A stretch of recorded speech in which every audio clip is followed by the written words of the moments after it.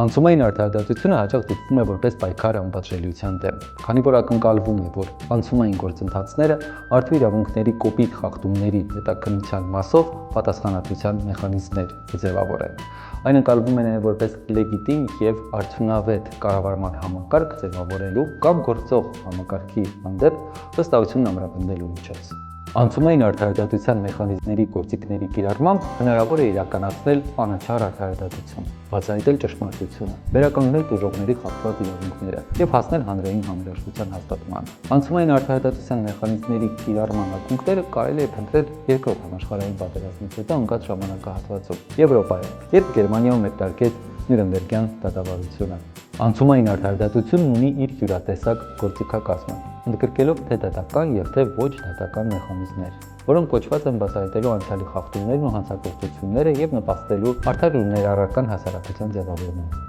Անցումային արդարադատության շրջանակում կիրառվում են հետևյալ հիմնական մեխանիզմները՝ քրեական արդարադատություն, ներառյալ ad hoc և հիբրիդային քրեական դատարանների ստեղծումը, ինչպես նաև համաներման վերաբերյալ օրենսդրական կարգավորումները, ճշմարտության որոնման գործընթացը, ճշմարտության և հաշտեցման հանձնաժողովների ձևավորման միջոցով, փոխհատուցման ծրագրերը, ներառյալ նյութական և խորհրդանշական միջոցների կիրառումը, համակարգային ինստիտուցիոնալ բարեփոխումները, այդ թվում պետինգը։